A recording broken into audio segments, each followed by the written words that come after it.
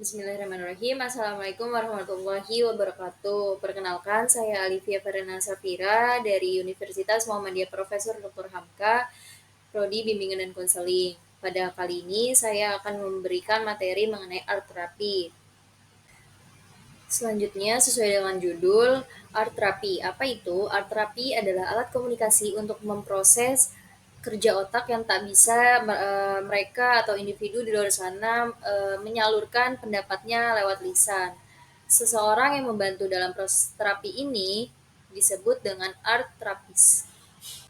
Oke, baik. Di sini ada beberapa macam art therapy yang bisa dilakukan secara mandiri. Yang pertama itu ada art journaling, kedua itu menjahit, melukis, menyulam, membuat patung, dan yang terakhir keenam itu adalah bisa dilakukan dengan menari. Oke, baik. Selanjutnya terdapat manfaat dari art therapy. Manfaatnya terdiri dari 6 poin. Yang pertama adalah art therapy ini bermanfaat untuk mengurangi dan menghilangkan rasa stres pada individu yang memiliki permasalahan. Kedua, art therapy ini juga memiliki manfaat sebagai tempat berpetualangnya dengan pikiran si konseli ini. Terus yang ketiga, menjadi lebih peka, produktif, dan lebih berwarna bagi konselinya. Terus yang keempat, menantang diri untuk mencoba hal baru. Selanjutnya yang kelima, lebih memahami keadaan diri sendiri dan apa yang sedang diri sendiri pikirkan. Terus yang terakhir itu adalah meningkatkan keterampilan. Selanjutnya ada tujuan dari art therapy. Jadi tujuan di art therapy ini ada beberapa poin. Yang pertama itu art therapy dapat membantu individu untuk mengungkapkan segala bentuk perasaannya melalui karya seni. Kedua, sebagai suasana katarsis atau pelepasan diri dari ketegangan. Ketiga, meningkatkan self-esteem atau pertahanan diri. Keempat, membangkitkan emosi positif yang ada pada dalam diri individu. Dan yang kelima, meningkatkan kemampuan memori individu. Oke, baik. Pada slide ini akan membahas mengenai proses dari art therapy. Jadi, proses art therapy ini sama seperti proses terapi lainnya. Yang pertama itu adalah proses attending, di mana konselor ini datang menemui konselor dengan membawa suatu permasalahan. Lalu, konselor akan menggali permasalahan tersebut dengan mengajukan beberapa pertanyaan. Setelah itu, konselor menawarkan bantuan penyelesaian permasalahan menggunakan art therapy, di mana sebelum itu konselor akan menjelaskan apa itu art therapy, adalah bantuan untuk menyelesaikan permasalahan dengan menggunakan karya seni. Kemudian ketika konseli menyetujui itu, maka konselor langsung mengarahkan bagaimana langkah kerjanya, dan selama konseli menggambar atau membuat garis segala macam dalam bentuk karya seni tersebut, konselor hanya memandangi proses pembuatan karya tersebut tanpa mengajukan pertanyaan apapun, tanpa berkata apapun, dan tanpa memandu apapun. Kemudian setelah konseli selesai mengerjakan art terapi yang dibuatnya, maka konselor meminta untuk konseli menginterpretasikan makna dari gambar tersebut secara mandiri. Setelah itu baru tugas konselor untuk membantu berdasarkan pemahaman dari konselor seperti apa maksud dari gambar tersebut, apakah sesuai dengan keadaan diri konseli atau tidak. Jika sesuai, maka kembali menanyakan understanding, comfort, dan action yang akan dilakukan atau adakah perubahan yang dirasakan oleh konseli setelah melakukan proses terapi. Selanjutnya, seperti biasa, melaksanakan tahap pengakhiran dan penutup.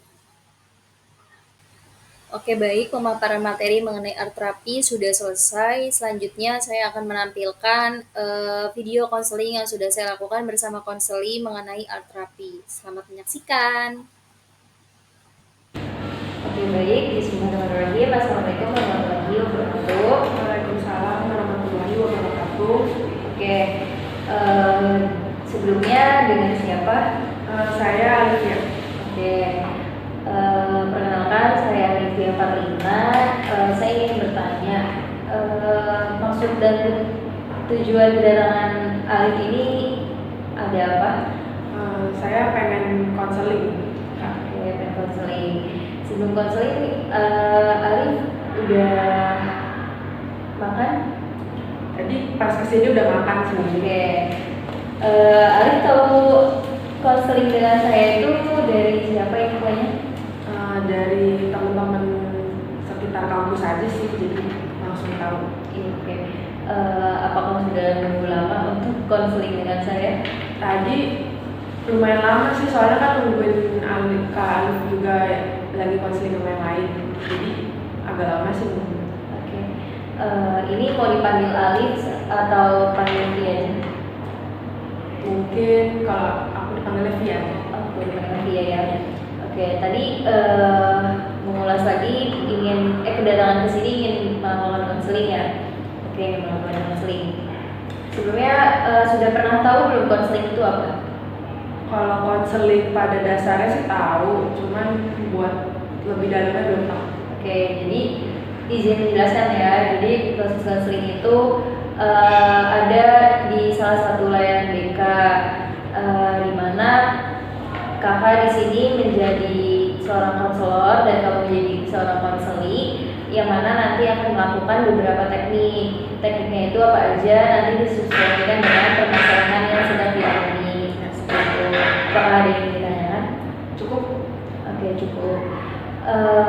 Berarti ada yang ingin diceritakan dengan kakak? Iya, pengen cerita sebenarnya buat datang sini. Iya, oke. Silakan diceritakan. Oke, jadi kan saya lagi semester 6 nih Kak, kuliah ya. Saya ngerasa apalagi sekarang mau UAS gitu, kok tugas banyak banget. Kalau yang lain saya lihat udah pada ngerjain, udah banyak yang tuntas. Kalau saya kok yang saya kerjakan kok segini-segini aja gitu. Padahal saya sehari-hari juga udah ngerjain, udah coba nyicil, tapi yang saya rasain pikiran saya banyak kali ya, jadi nggak fokus juga buat ngerjain semua pekerjaan dari kampus, tugas-tugas gitu aja sih. Oke. Tadi Via bilang pikiran banyak ya. Boleh diceritakan apa aja sih sebenarnya mengganggu pikiran Alivia? Oke. Pikiran yang mengganggu akhir-akhir ini sebenarnya lebih ke tugas kampus. Secara utamanya tuh tugas kampus, karena tiap matkul itu benar-benar ngasih tugas semua buat UAS. Tugas video, tugas laporan ke sekolah-sekolah. Nah, untuk masalah lain tuh pikiran lain masalah keluarga. Cuman itu nggak terlalu fokus, tapi lebih fokus kepada permasalahan di kampus, merasa berat aja sama tugas gitu. Oke, baik. Berarti yang dipikirin itu sebenarnya ada dua, tapi yang lebih utama adalah tugas kampus ya. Oke, karena tadi Via bilang cukup pusing dengan tugas kampus yang banyak, usaha yang Via lakukan setelah merasa mendapatkan banyak tugas itu seperti apa? Sebenarnya usaha sih udah dicoba ya, kayak setiap hari ngerjain tugas pelan-pelan. Cuman namanya setiap matkul ada, saat ngerjain satu selesai, besok ada lagi. Yang baru saya kerjain sih nyicil aja sih Kak, cuman masih ngerasa nggak enak aja gitu, kok segini-segini aja udah dikerjain, tapi masih segini-segini aja. Oke. Apakah Via merasa ada faktor lain juga yang menghambat selesainya tugas Via? Faktor lain ada. Yang pertama kan itu karena tugas itu kan mau gak mau dikerjain di rumah. Kadang pas di rumah itu nggak ada waktunya buat ngerjain. Saya bantuin bapak saya, membantu ibu saya, jadi waktunya buat ngerjain tugas tuh malah tertunda. Kadang kalau misalnya Sabtu Minggu yang seharusnya saya ngerjain tugas juga itu malah saya pakai buat main keluar, main sama temen. Sebenarnya itu juga salah saya sendiri sih, cuman saya udah berusaha buat menyicil tugas-tugas yang dikasih. Oke. Apa perasaan Alivia ketika menerima tugas yang cukup banyak? Rasanya sih agak hatinya nggak enak ya, banyak pikiran gitu kayak tugas hari ini belum, tapi deadline-nya dikit lagi mau UAS.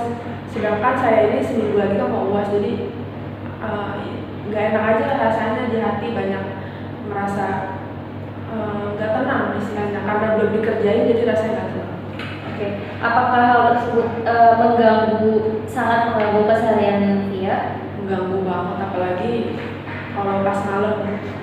Sebenarnya pas malam juga kan udah ngerjain, tapi tetap aja pikiran gitu, jadi cukup mengganggu sih. Oke, jadi sebelum kita masuk ke tekniknya, kita akan melakukan pengukuran permasalahan yang Via alami itu dari skala. Kalau boleh saya tahu, skala permasalahan yang sedang Via alami dari 1 sampai 10 itu berapa? Jika 1 sampai 5 itu tidak terlalu berat dan 6 sampai 10 itu sangat berat, permasalahan yang Via hadapi itu ada di angka berapa? Mungkin di angka 8 ya Kak. Oh iya, berarti cukup berat dan sangat berat untuk Alivia hadapi gitu ya. Oke, berdasarkan dari cerita Alivia, dan sebelum juga saya terima kasih karena Alivia sudah menceritakan kepada saya, dan saya harap dalam proses konseling ini kamu bisa menceritakannya secara terbuka, terus juga tanpa ada rasa paksaan ya. Terus saya harap kamu bisa percaya kepada saya bahwa apapun informasi yang sudah kamu berikan ini dapat saya jaga kerahasiaannya. Oke. Karena tadi Alivia sudah menceritakan, dan teknik yang cocok adalah art terapi. Apakah sebelumnya sudah mengetahui mengenai art terapi? Buat sebutannya aja tahu, cuman penjelasannya belum tahu. Oke, baik, saya izin menjelaskan terlebih dahulu ya. Jadi art terapi ini adalah salah satu teknik konseling dalam Islam. Jadi art terapi ini banyak jenisnya, bisa dari melukis, terus menggambar, menyanyi gitu. Terus juga memaham, bisa untuk membuat patung dalam bentuk wujud yang benda. Terus juga sederhananya bisa dari gambaran dan mewarnai. Karena permasalahan Alivia ini lebih mudah untuk dipahami berdasarkan gambar, jadi art terapi yang kali ini kita gunakan adalah proses art terapi menggunakan gambar mewarnai. Sampai sini apakah Alivia ada yang ditanyakan? Cukup Kak. Apakah Alivia merasa keberatan untuk kita melakukan proses konseling dengan teknik tersebut? Tidak. Oke. Jadi nanti saya berikan satu lembar kertas putih kosong beserta gambarnya. Nanti Alivia bisa menggambar dengan terserahnya Alivia mau menggambar bentuk apa gitu. Nah, nanti setelah itu kita menginterpretasikan gambar Alivia secara bersama-sama. Seperti itu, dapat dipahami? Oke, saya tinggal sebentar ya. Gambar pewarna nanti bisa kamu gunakan jika kamu membutuhkan, dan ini saya berikan pulpen untuk kamu mencoret-coret kertas yang sudah saya berikan. Saya tinggal